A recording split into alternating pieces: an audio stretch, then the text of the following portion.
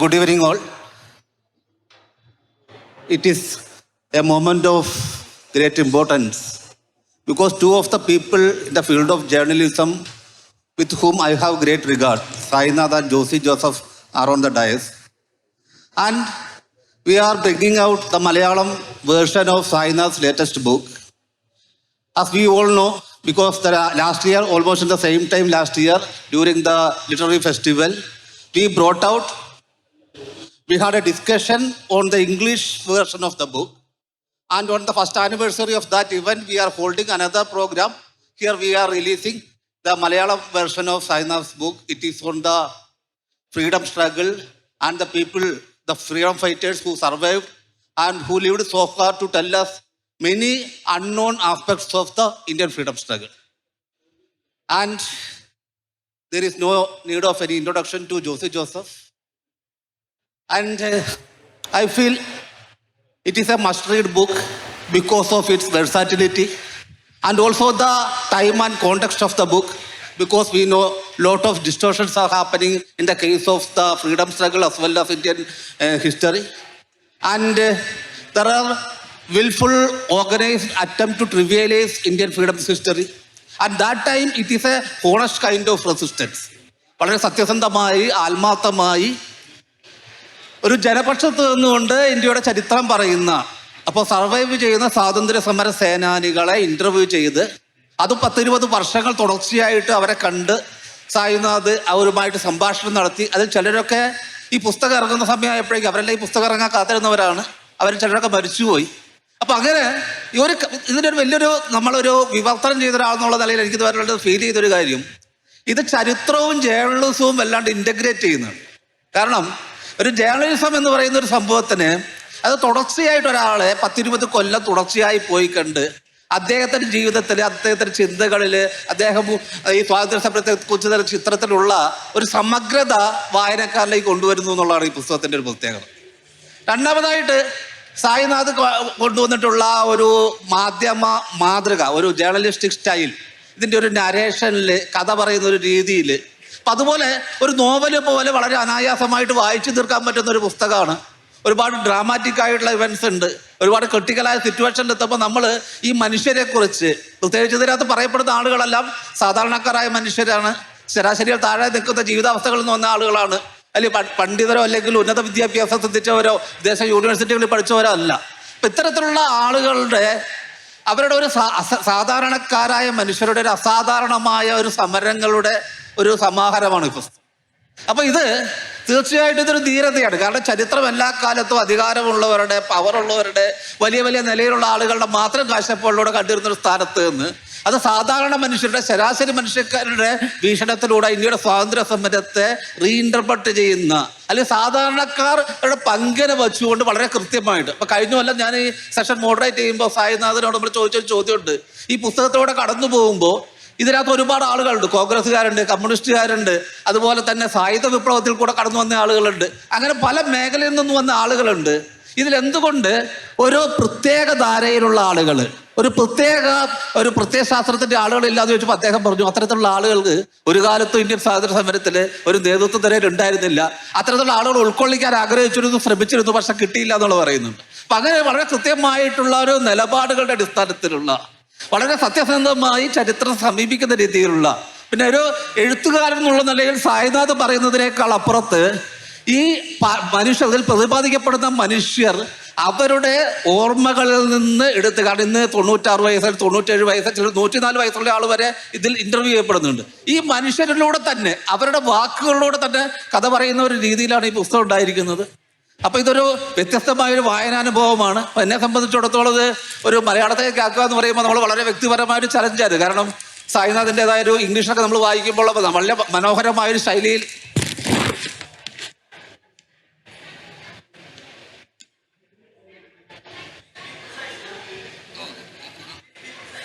എന്തോ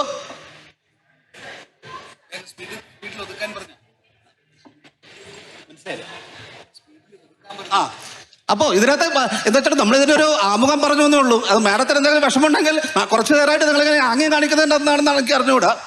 അപ്പോൾ ഇതൊരു നമ്മളോട് പറഞ്ഞൊരു കാര്യമാണ്, ഇതിനൊരു ആമുഖം പറയുക എന്നുള്ള സംഭവം. അപ്പം അതുകൊണ്ടാണ് ഇത് പറഞ്ഞത്. അപ്പം അതുകൊണ്ട്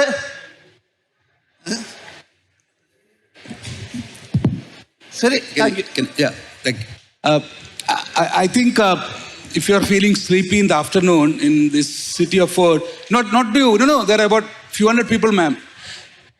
I think if you are sleepy like most Indians, I think there is no better voice than Sainath to wake up to the reality of this republic. So allow me to please ask him the question. Let others wake up, ma'am. Sainath, let's start with this. You know, this book, which comes almost 25 years after the first one, looks like extension of that book, but there is a deliberate effort by you to tell the country, the readers, that a lot of our freedom struggle history has been erased or ignored. Can we start from that?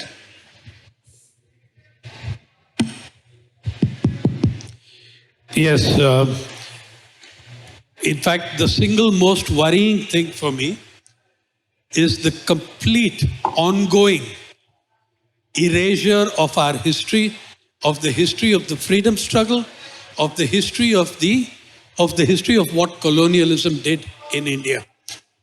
This week, in the Week magazine, there is an interview, a brilliant interview by Pooja Avasthi with the top Bajrang Dal leader, a former president of the Bajrang Dal, who says the Ram Mandir movement was much bigger, much greater than the freedom movement. I mean, when someone can say this and get away with it, you know how dangerous the erasure is. He says in so many words, the former Bajrang Dal president, India president of Bajrang Dal, Ram Mandir movement is much greater, much bigger than the freedom movement of India. I beg to differ. Yeah?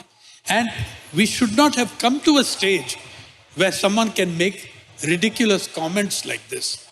But it's happened. For instance, the 75th anniversary of Indian independence, Government of India puts up a large website, Azadi Ka Amrut Mahotsav. The Azadi Ka Amrut Mahotsav expenditure, first tranche is 110 crores. You know, 1% of that and I can run Pari for 2 years. I can run my website for 2-3 years on 1% of that.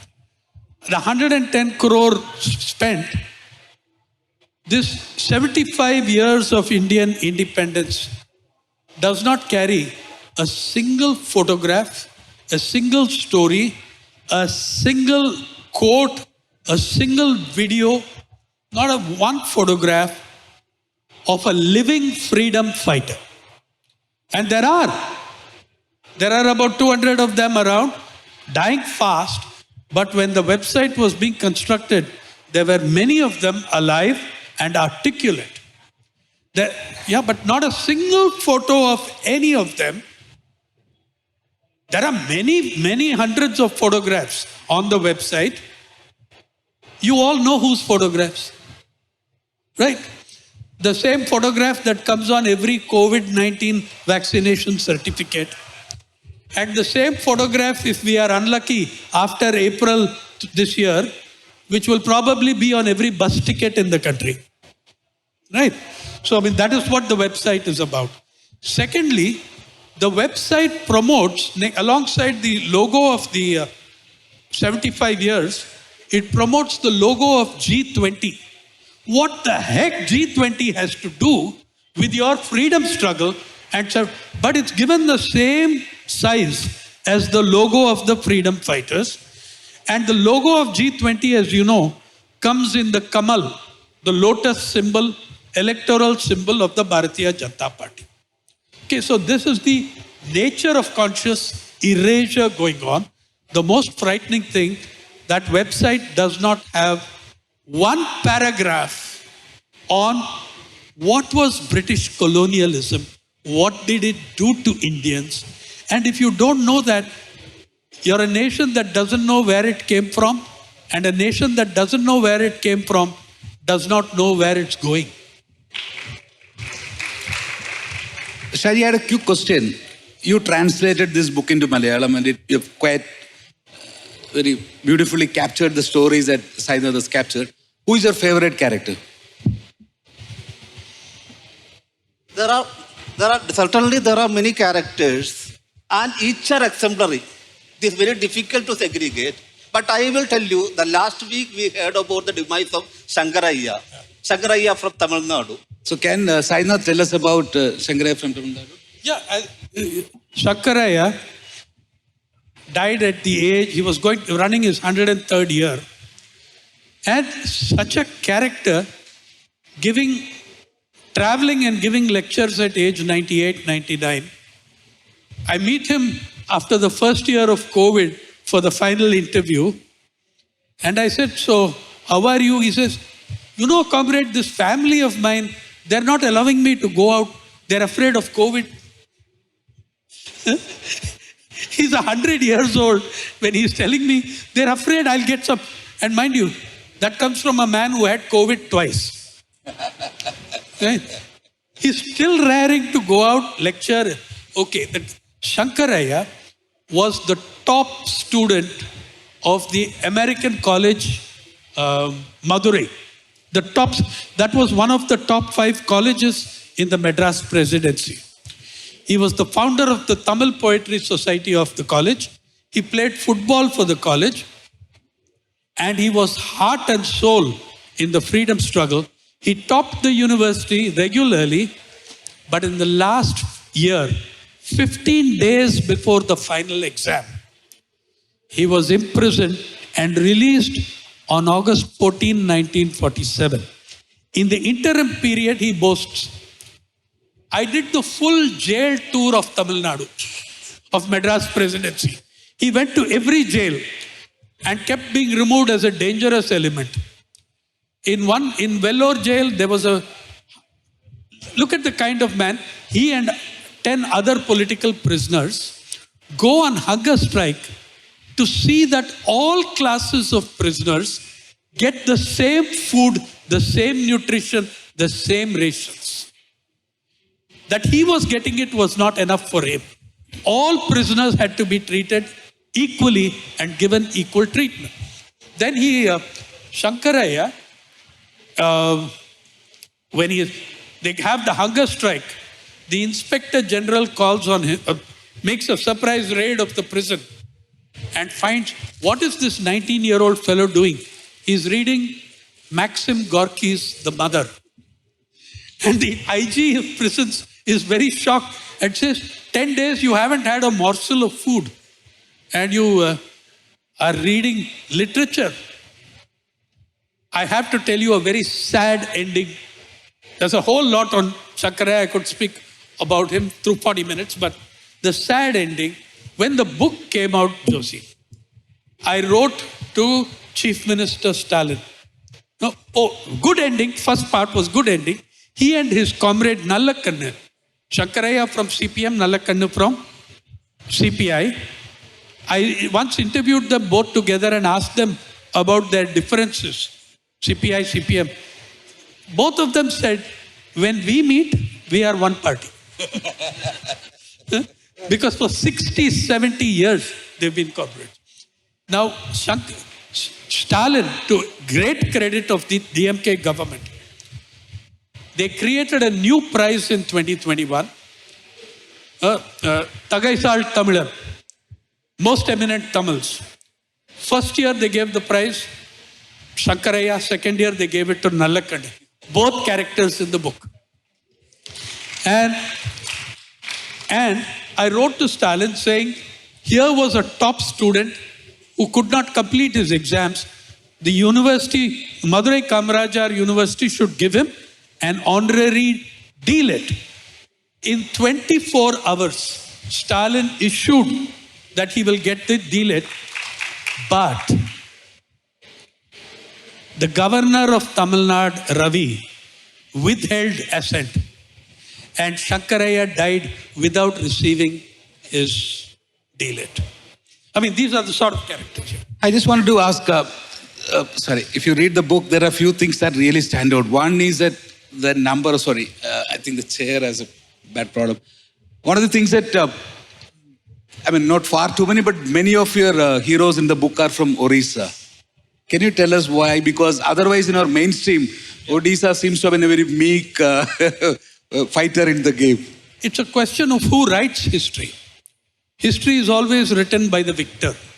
You know, there's a beautiful Swahili saying, if lions were historians, the tales of the jungle would not favor the hunter. For me, these 15 people, they were the lions of the freedom struggle. And I wanted them to tell the story. And it does not favor the English, and it does not favor some of the big names. The history of Odisha is one of incredible, uncompromising revolts against the British by tribals and by non-tribals, like the Sambalpur Rajas. Odisha suffered very badly in the 1793 permanent settlement. Many of the Rajas and landlords could not reach Kolkata in time to register their properties. Okay? So they were dispossessed. And that's where the revolts of the Sambalpur Raja started. However, the history of our freedom struggle has been written as if everything happened in UP and Bihar.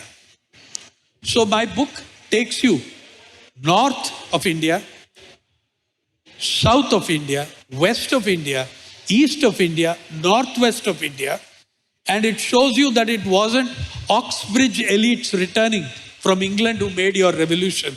It was ordinary people. The 15 people are farmers, laborers, housewives, couriers, carpenters, you name it. They are also the spectrum who made that freedom. Adivasis, Dalits, OBCs, Brahmins, Sikhs, the whole Kurmis, between tribe and caste, the whole lot.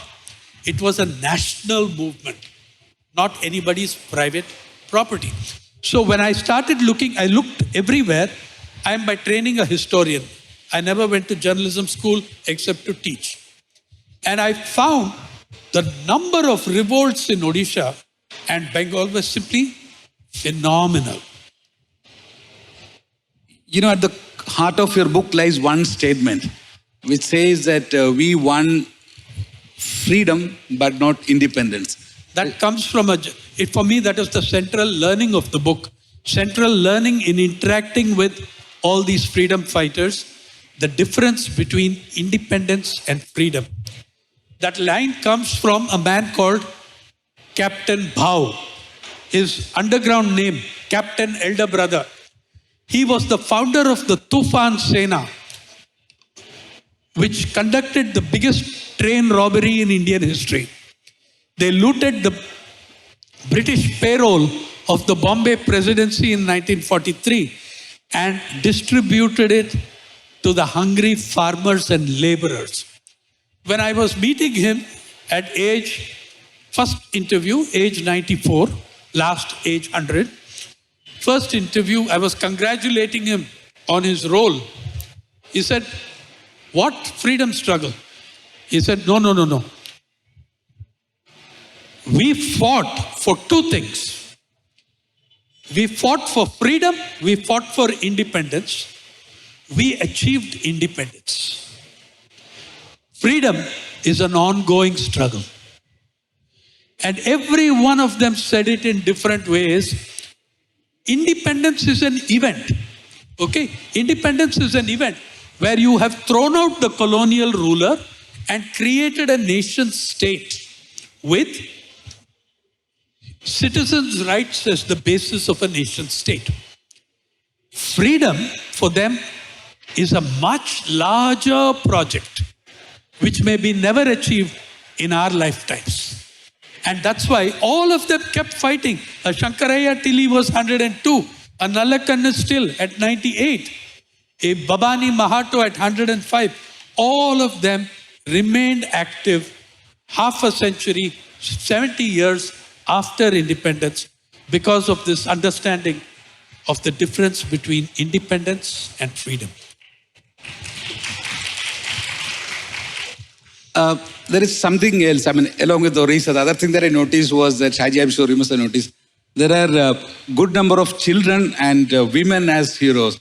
Especially, there is a 13-year-old girl who was cooking for INA even in the jungles of Burma.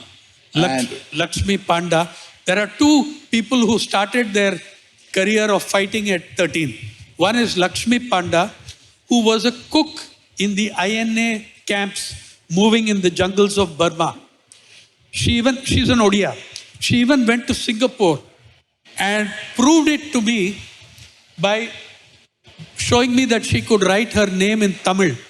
Where else could she have learned Tamil? Yeah, so she wrote her name in Tamil. Her name was Lakshmi Indra Panda, but Subhash Bose got worried about, you cannot have two Lakshmis, because Captain Lakshmi was also there.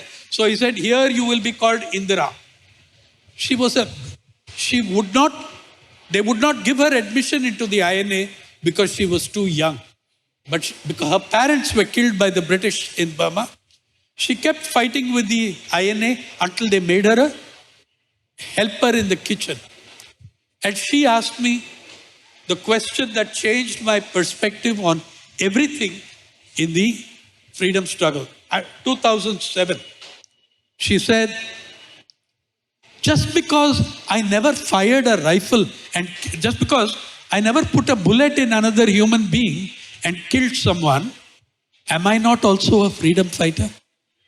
Just because I never went to jail for 6 months, which was the required period, am I not also a freedom fighter?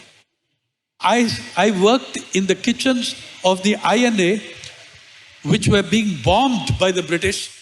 We lived on what we lived in the forest, but I cooked for them. Am I not also a freedom fighter? Yeah. For me, that was simply the most powerful in-your-face question. The other person, Mallu Swarajam, one of the ultimate characters that I have ever met in my life.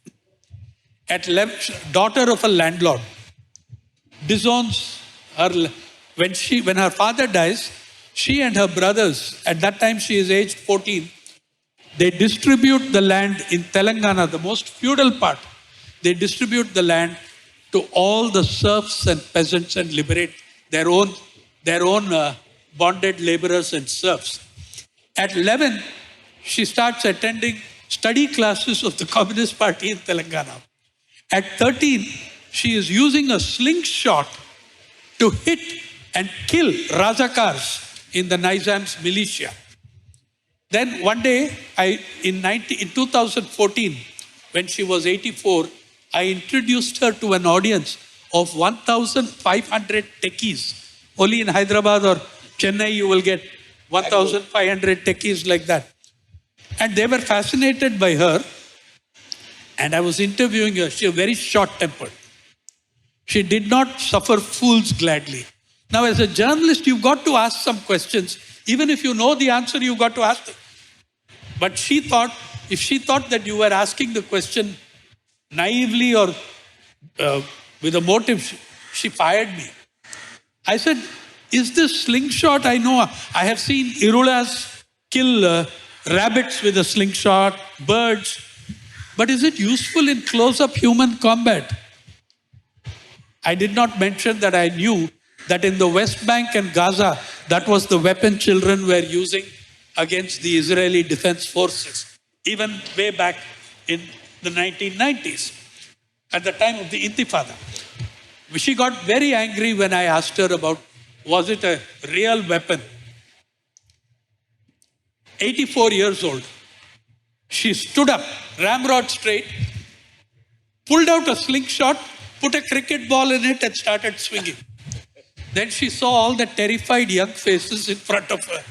So she said, Oddule, so I'll take out this stone from the slingshot and swing it without a weapon, without a stone.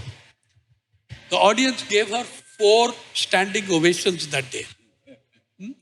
And they asked her, one of the young people asked her, and what a beautiful line it was. First they said, you were a revolutionary, we are just techies. What can we do? This woman who did not speak one word of English, but was well read, and every day read her newspapers, the party journals, everything. She said, "Oh, you're techies. Have you heard of Occupy Wall Street?"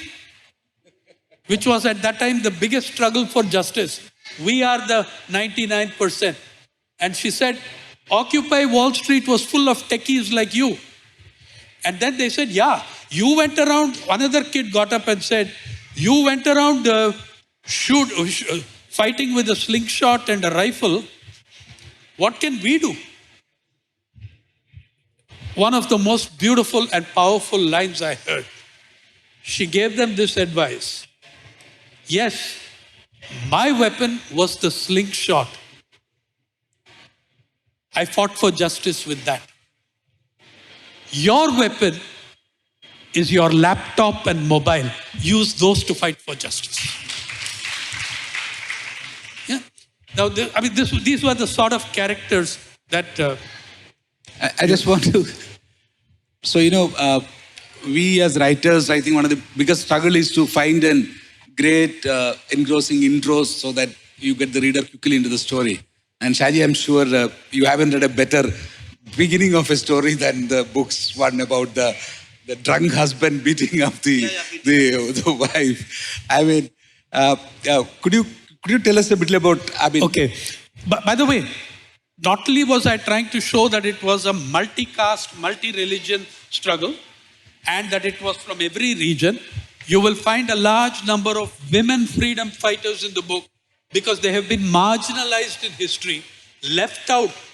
The Mallu Swarajams, the Lakshmi Pandas, the Hausabai Patils, millions of women in this country fought as bravely and at greater risk sometimes than the men did, but they have never been recognized.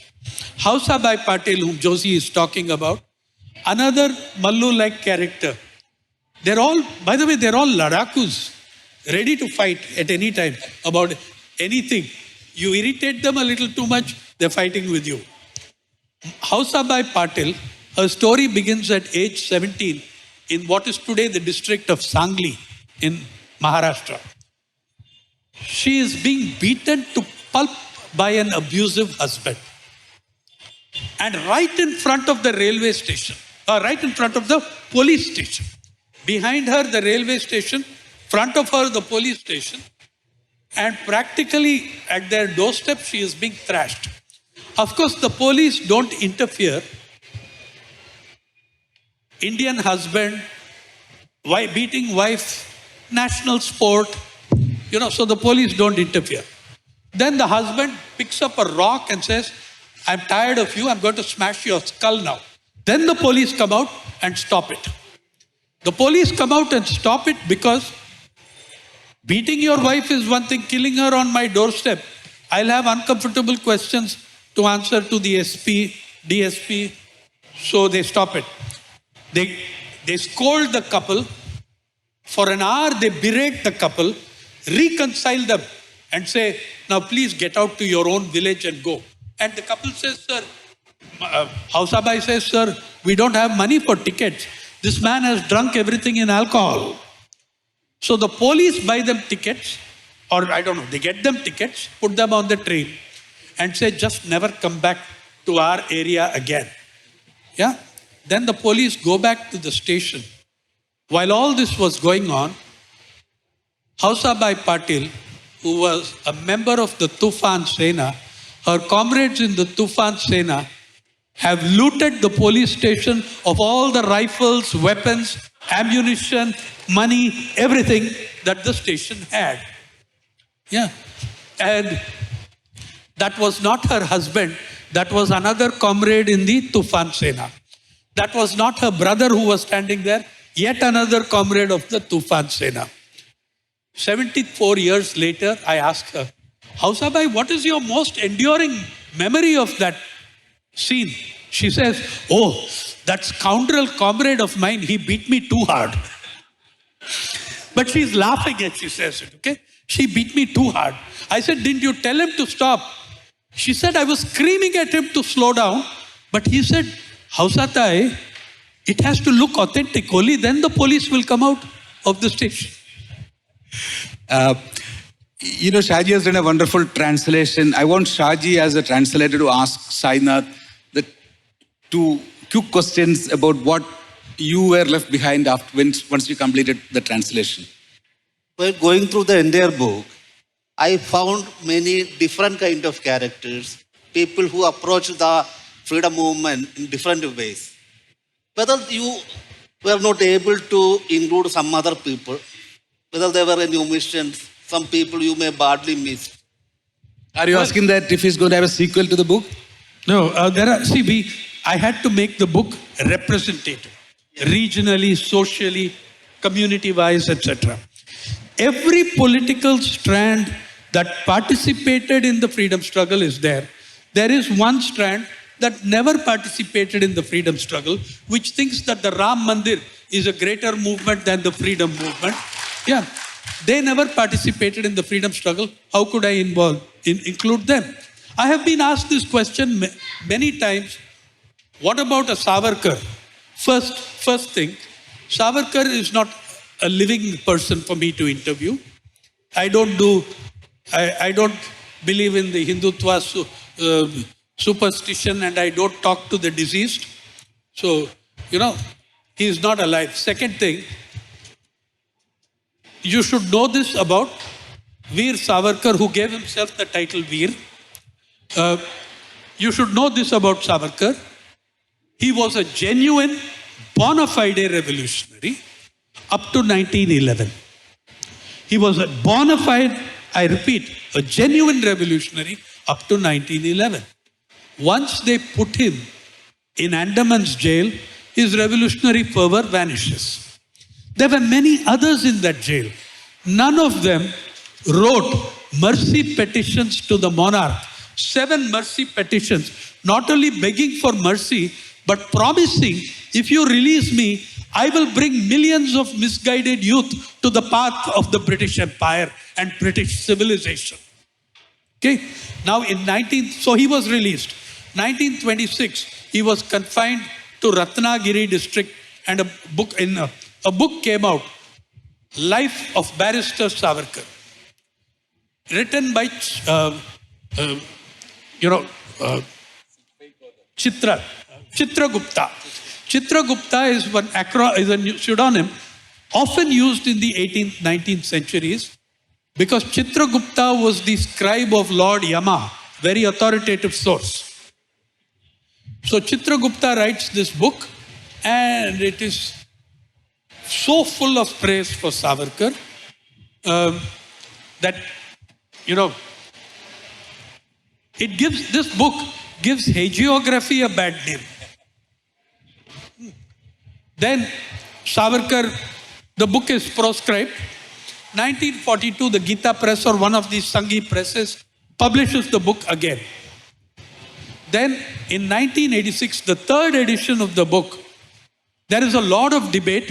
Who is Chitragupta? Many people claim it is C. Rajagopalachari, who wrote it under the pseudonym. Now, one thing, I disagree totally with Rajaji's politics. I disagree totally with his economics, but the man could write. Yeah, he could never write such rubbish. Yeah, and so Rajaji but Savarkar's own brother reveals proudly to the publisher that Chitragupta was none other than Savarkar himself. I read the book once again and concluded that Mr. Savarkar had a very high opinion of Mr. Savarkar. So, that stream of the freedom struggle, if they didn't participate, I can't help it. When Nehru introduced the first resolution in the Constituent Assembly in 1946 December, he did not use the word democratic, but he said India will be a republic, nothing but a republic. And if this republic has a public voice that has inspired generations, people like many of us who are continuing to do journalism, it is Sainath, and I think Sainath rightfully belongs to the public. And I just wanted to point out that there is a Malayalam edition, the English edition is just show it to them. And there is a graphic novel, which has been done by 12 different artists. 16 different Different artists in Tulika. Yeah. And these are all available. Please buy, read them. If you don't want to read, please keep it for your children, but it must be in your homes. You know- With that, I want to open it up to the audience. Sai, you are saying something. Yeah.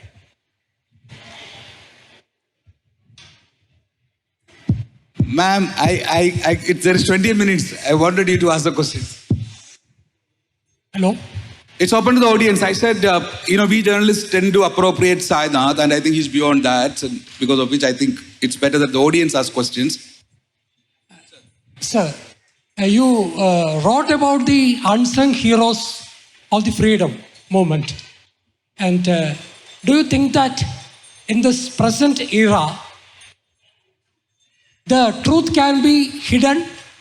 Because now it is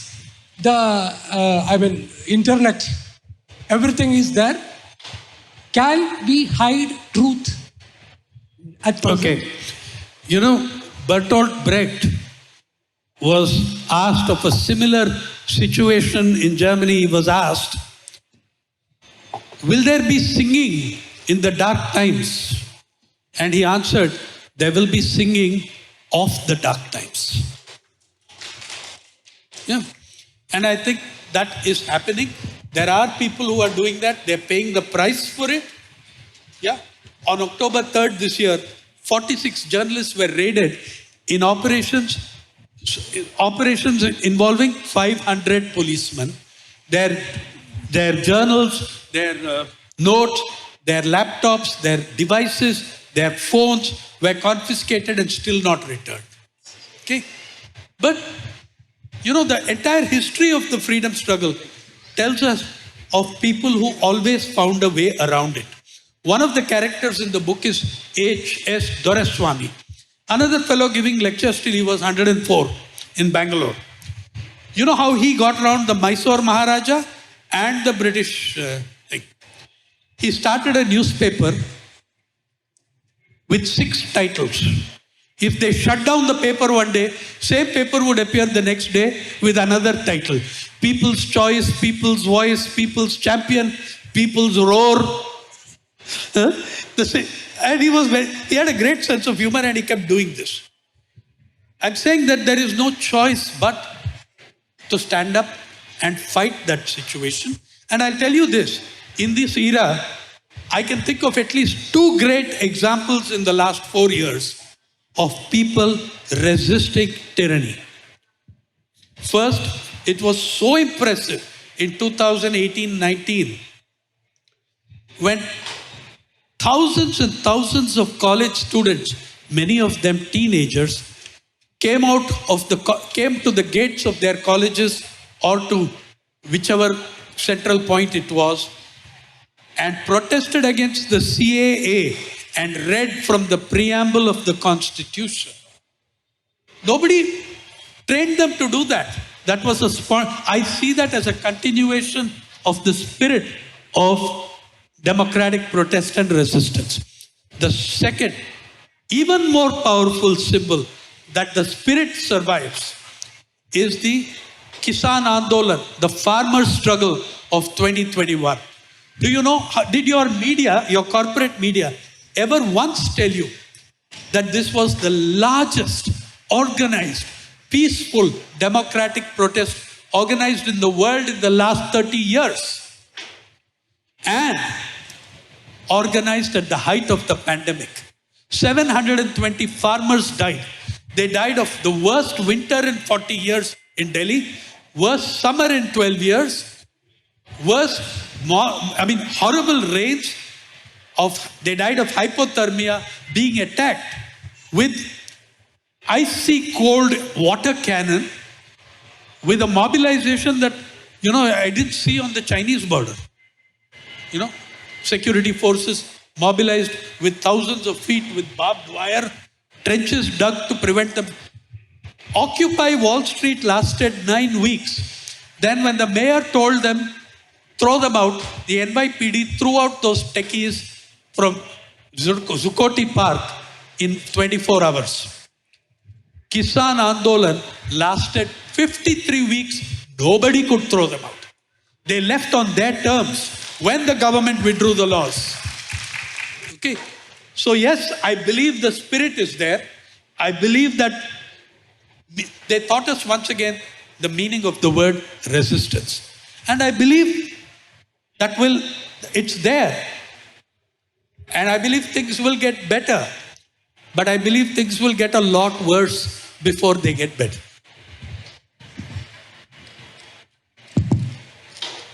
Sainath sir, you wrote many articles on rural India. Your features became the voice of voiceless.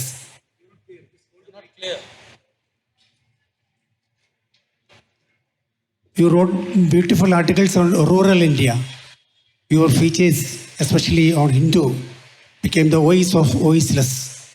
Actually, what brought you into rural journalism?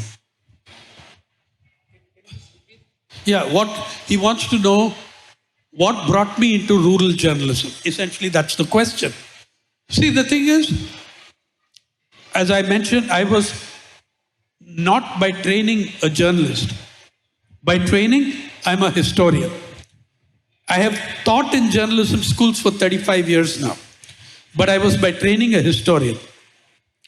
And I'm proud to say that my teachers included, my guide was K.N. Panikkar of Kerala. Professor K.N. Panikkar, you know who he is. My proudest moments are of my teachers like Romila Thapar, Bipin Chandra, S. Bhattacharya, B.D. Chattopadhyay. I learnt a particular kind of history in JNU, socio-economic history, people's movements history, which gave me a sense, and I come from a freedom struggle family. Many of my relatives spent, especially my grandfather, spent many years in prison. And I want to tell you why it came to rural and why it came to freedom, why it came to this. My grandfather was thrown out of Ireland in 1916. He nearly faced the firing squad. Various interventions got him released in Ireland because he joined the Sinn Féin and the Easter Uprising. Okay? Then, in those days, you know, in my school days and college days, I still read textbooks which said, sun never sets on the British Empire. The attitude of freedom fighters in Ireland was totally different. They said, the sun never sets on the British Empire because even God can't trust those bastards in the dark. That was the attitude with which I grew up in my family. And the saddest part of the erasure that's going on is what British colonialism did to you, including robbing you of your history. Okay? You know, do you know how, look, today we are looking at the unbelievable butchery in Gaza. And people are fighting, is it genocide, is it not genocide? And everybody knows it's genocide. Everybody knows. Okay? And can any one of you tell me, you know, in the COVID pandemic, we used to discuss how many people died. You know, how many people died, excess deaths, they call it. Over and above the normal deaths annual average, more deaths are called excess deaths. And whether the excess deaths are 3 million, 4 million, that was the debate. Do you know how many excess deaths there were under British rule in 40 years between 1880 and 1920? Lowest figure is 100 million. Remember those days India included Bangladesh, Pakistan, parts of Burma. Yeah? 100 million, and the high-end estimate is 168 million. You can read the paper, it's available to you, the research paper by Jason Hickel and Dylan Sullivan in the peer-reviewed journal World Development. November 22, you'll find it there. It came out too late for me to take it into the book, unfortunately. The book had gone to print. Now, this is never discussed in India. That these British, you know, it was If 1% of 1% of that number had died in a European country, you'd be screaming genocide. But these were useless, worthless brown lives. So you could let them get away with it. That, I think, this erasure has to be fought and not by the Ram Mandir movement. Please reclaim your history. And I came to rural because as a historian, I could see my thesis topic with Dr. Panikkar was revolts in the colonial army. And I found that all the rebellions and revolts, every one of them began in the villages, never in the city. Even Meerut, Kanpur, 1857, it was not the citizens of Meerut and Kanpur, but the soldiers who were farmers from the villages. The Indian soldier was and is. The Jawan is a Kisan in uniform in 1857 and now. He has to reflect the mood of the village. Okay? So, Jai Jawan, Jai Kisan is a meaningful slogan. In 1991, with a shift to neoliberalism, we added on Jai Jawan, Jai Kisan, Jai Louis Vuitton also. And yeah, but that's what we did. We really need to reclaim our history. And all the history was, for me, coming out of rural India. All the rebellions, all the revolts, including Kerala.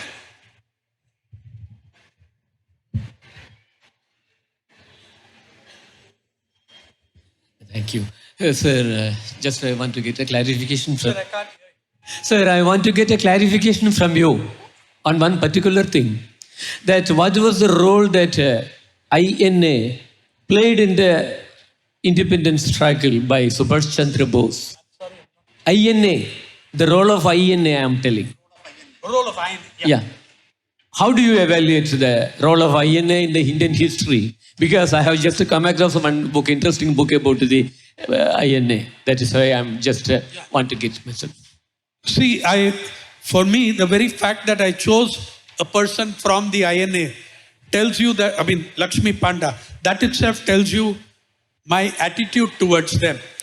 I think that there can be things you disagree with the INA, but never question their patriotism and their sacrifice for the Indian nation.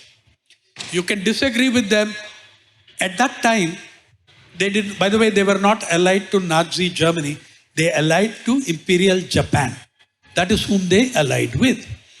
And for them, it seemed the only way of fighting the British, defeating the British. That was a historical judgment which will be judged and debated forever. But the fact of how these INA people fought, Doraiswamy gives a description in his book of military people who were obviously INA, how when they were taken off to be shot, wrote a letter in blood to the rest of the prisoners where he was a prisoner. Yeah? Saying, we are finished, but continue the fight. I knew Captain Lakshmi Saigal personally. I adored her. Such a good human being and soul, and never ever thinking about herself, her personal gains. The INA made incredible sacrifices for the birth of the Indian nation. My differences with them remain, but do not in any way stop me from giving them their place in our history.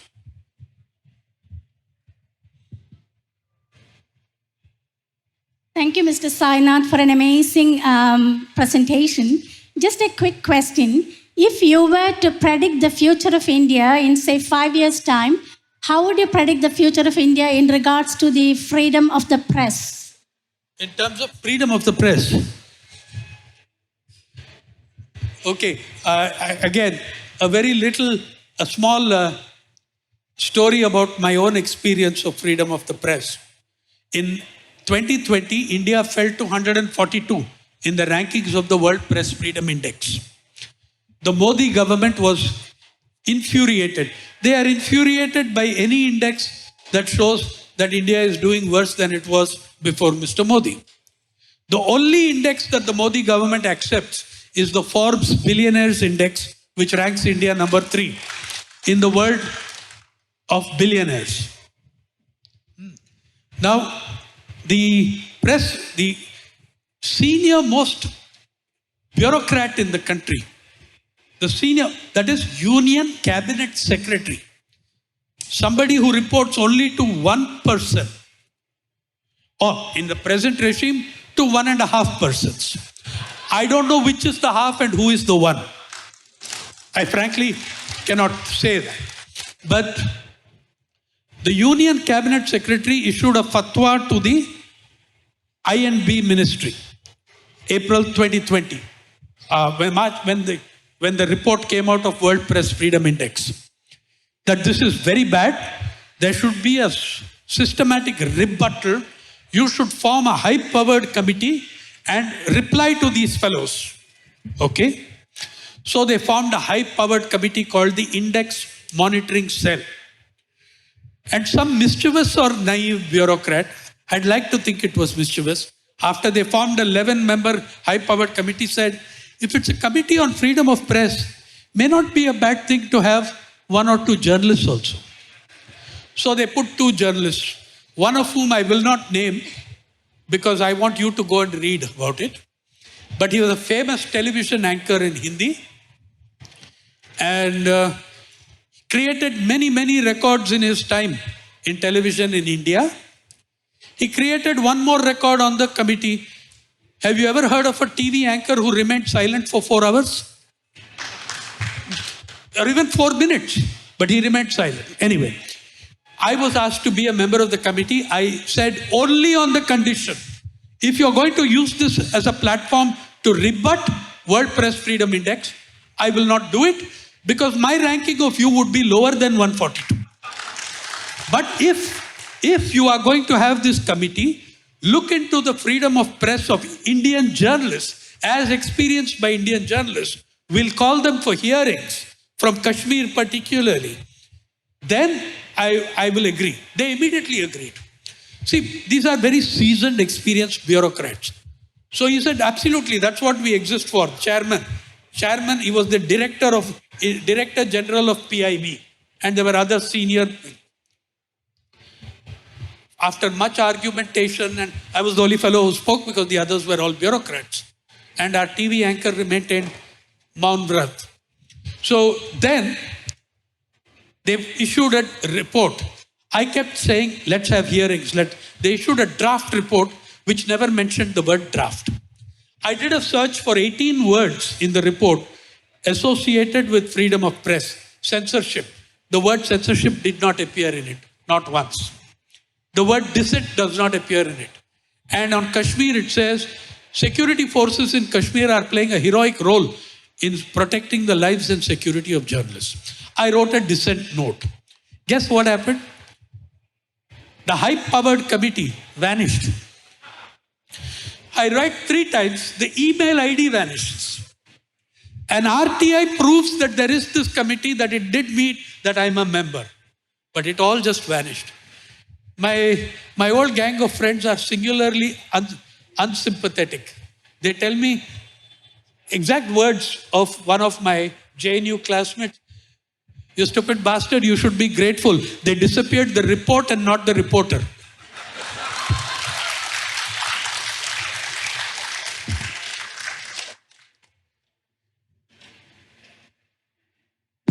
Good evening, sir. Yeah, sir, you were saying that, Indian right-wingers or Sangh Parivar were not part of the freedom struggle. Sorry? You were saying that the right-wing group in India, they were not part of the freedom struggle. I was saying the Rashtriya Swayam Sevak Sangh Hindutvavadi community was not part of this. So my question to you, sir, actually, my question related to today present contest. Do you think that they are, regret that, they were not part of the freedom struggle?